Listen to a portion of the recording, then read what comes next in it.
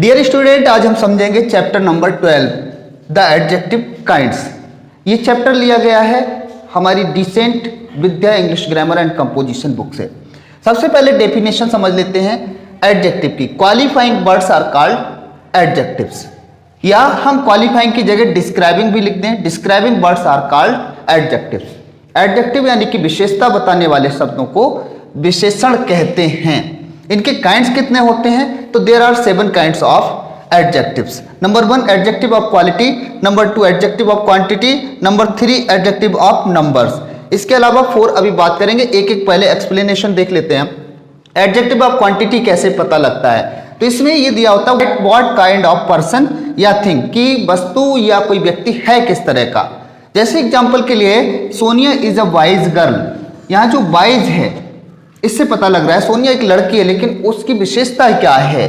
तो वो है वाइज, बुद्धिमान है। दूसरा आता है एडजेक्टिव्स ऑफ क्वांटिटी। क्वांटिटी से मतलब होता है मात्रा।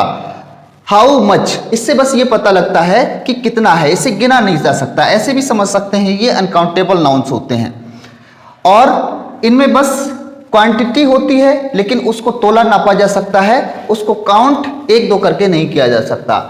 हाउ मच, इसमें कुछ वर्ड्स जो हैं वो कैसे हो सकते हैं? Some, any, much, all, enough, little, no भी हो सकता है।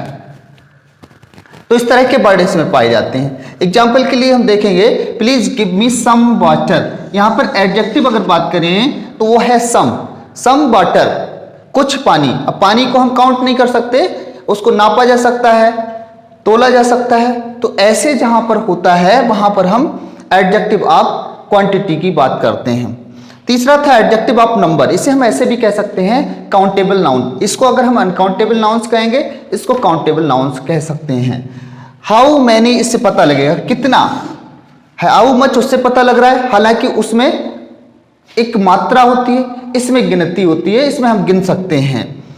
या इन व्हाट ऑर्डर, किस क्रम में। किस क्रम से मतलब है first, second, third, fourth, fifth, sixth, seventh, इस तरह से कोई क्रम में दिया हो कि this student is first in the class, तो वो क्रम बताता है। हाउ मेनी, इसमें कुछ और भी वर्ड्स आते हैं, सम, नो, टू, ऑल, सेवरल।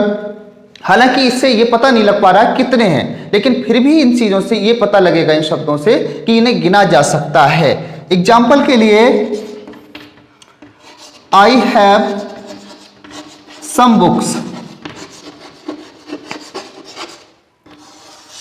यहां सम से हमें पता लग रहा है बुक्स के बारे में, कुछ किताबें, लेकिन किताबों को गिना जा सकता है। हालांकि यही वर्ड ऊपर भी दिया गया है और यहां पर उसको अनकाउंटेबल नाउन है, वहां पर हम काउंट नहीं कर सकते। यहां सम से अगर काउंट करने के लिए आया है तो वो काउंटेबल नाउन हो जाता है। यानी कि कुछ वर्ड्स ऐसे हैं जो काउंटेबल में और अनकाउंटेबल दोनों में ही काम करेंगे।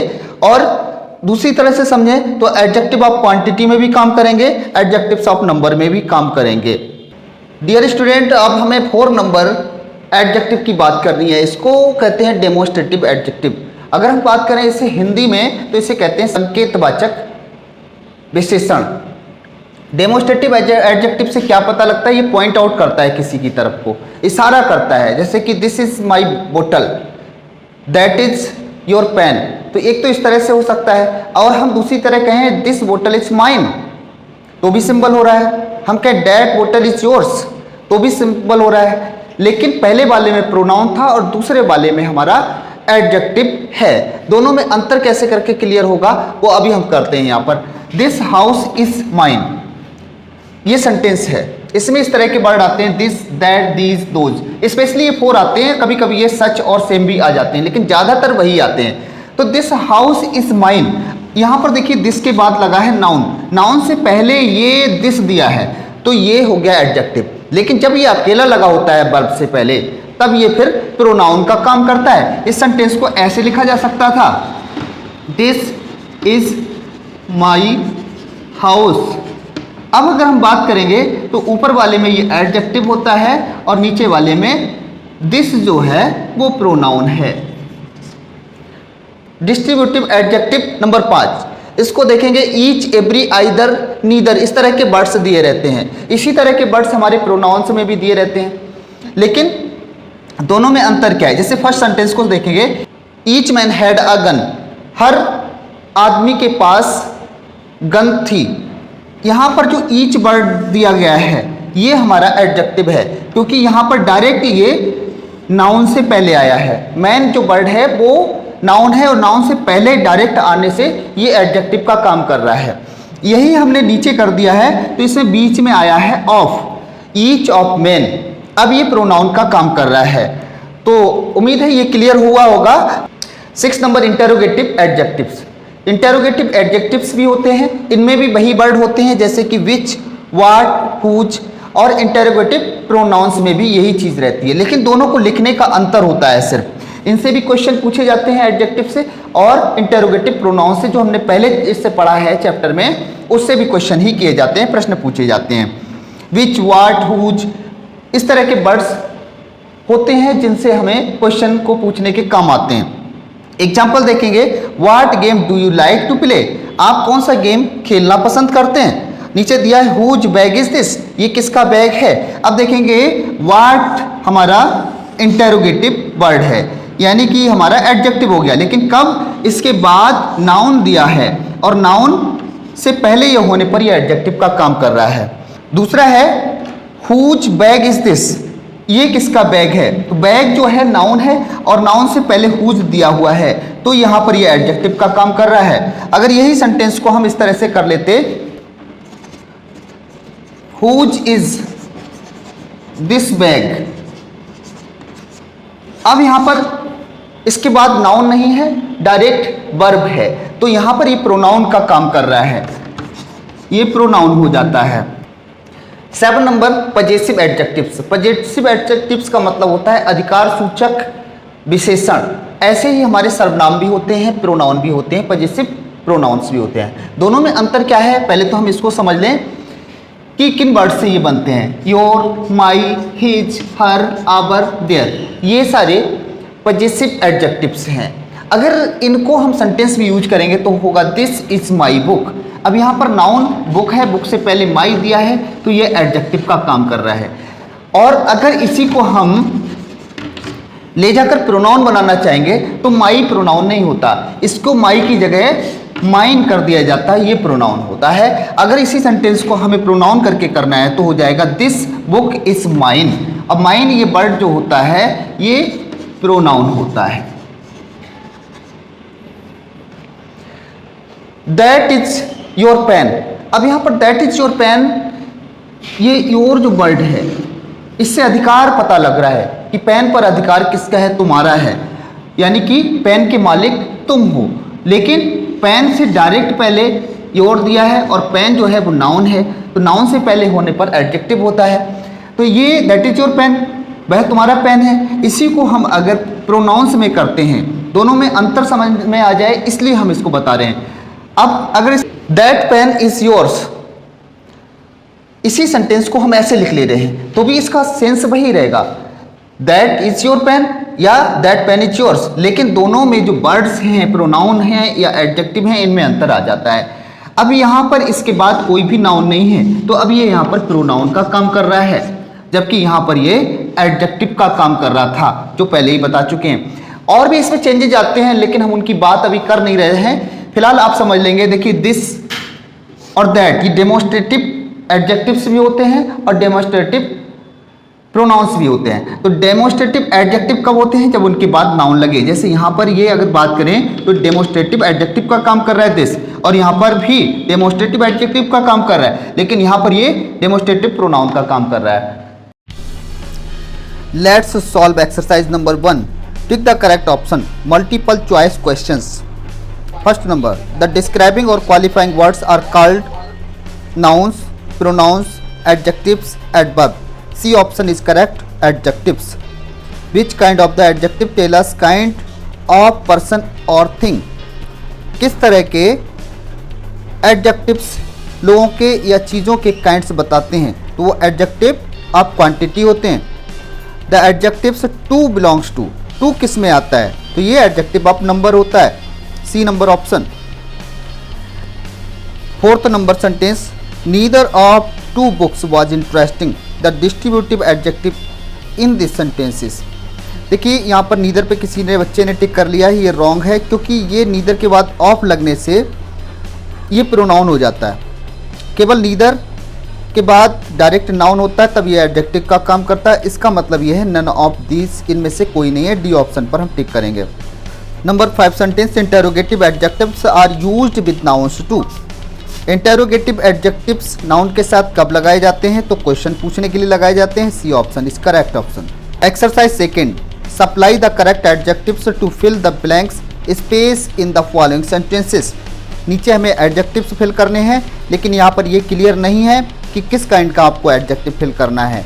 इसका मतलब आप यहाँ पर एक से अधिक टाइप के भी एडजेक्टिव्स को फिल कर पाएंगे, आपके लिए छूट है इस तरह की। नंबर 1 सेंटेंस, आई सा एन ओल्ड मैन। यहाँ पर आपको फिल करना है old. He wants some water, little water भी कह सकते हैं, सम वाटर भी कह सकते हैं, 1 ग्लास वाटर भी कह सकते हैं, क्योंकि यहाँ पर कुछ दिया नहीं है कि आपको कौन सा एडजेक्टिव लगाना है। Number 3, there are many trees, आप राइट कर सकते हैं। She got first position.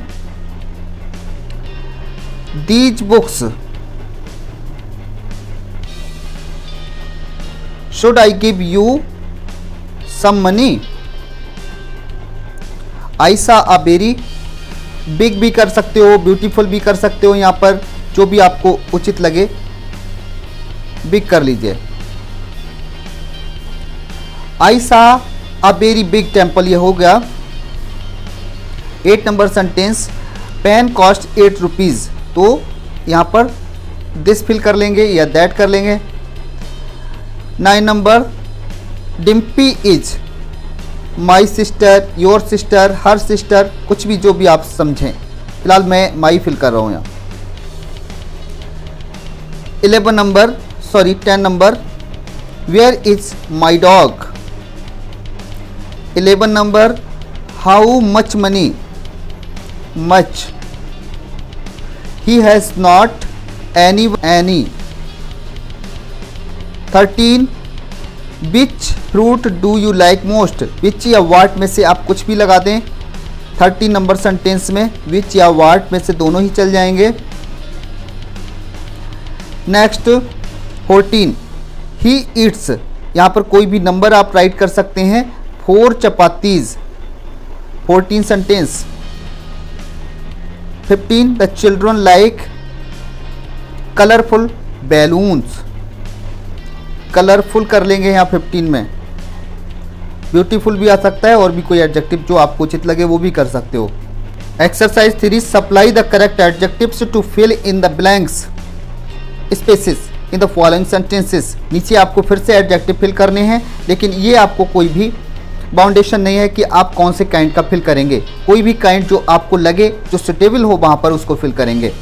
सबसे पहले ही इज 50 ईयर्स कर लो, 60 कर लो, कोई भी नंबर इसमें राइट कर सकते हैं। Second number, soldiers bring honour to the country, तो यहाँ पर आप सबसे अच्छा उचित रहेगा ब्रेव राइट कर लें, बहादुर सैनिक। Number 3, the ... edition of my book has been sold, latest कर लें, सबसे नई जो एडिशन है बुक का उसके बारे में बता दिया गया है कि वो बिक चुका है। There is hope of recovery, 4 number, there is no hope of his recovery, no भी राइट कर सकते हो, लिटिल भी राइट कर सकते हो। 5 number sentence, places did you visit in Haridwar, यहाँ कर लेंगे which places. 6 number sentence, he doesn't give me his help. 7 number, T2 and Dimpy are in my class. How many students will take part in the match? यहाँ many. 8 number sentence. 9 number sentence, there were shops on both sides of the road. 10 number sentence, there is much sugar in the tea. 11 number sentence, many villages were washed away by the flood. Many. 12 number sentence, is there any या some tea हम यहाँ पर right कर सकते हैं। इसके अलावा कुछ और उचित लगे तो भी आप इसे कर सकते हैं। 13 number, the boy won the prize. तो कौन सा बॉय 13 नंबर में? तो फर्स्ट बॉय कह सकते हैं या the brave boy, brave. Next, an empty vessel. इसको पूरा अगर हम समझें तो ये हो जाएगा an empty vessels make much noise. इसका ये एक प्रोवर्ब है, कहावत है। इसका मतलब होता है अज्जल गगरी छलकत जाए। अगर यहाँ शाब्दिक अर्थ निकालेंगे तो खाली बर्तन ज्यादा शोर करते हैं। Number 5, a brave man hates a coward fellow, COWARD, coward fellow. प्यारे बच्चों, कहा जाता है कि पंखों से कुछ नहीं होता, हौसलों से उड़ान होती है और मंजिल उन्हीं को मिलती है जिनके सपनों में जान होती है। सपनों पर काम करिए ताकि आप अपनी मंजिल को प्राप्त करें, कामयाब बनिए और जिंदगी में सब लोगों के लिए एक उदाहरण बनिए। और अगली वीडियो तक के लिए आपसे इजाजत चाहेंगे। जय हिंद, जय भारत।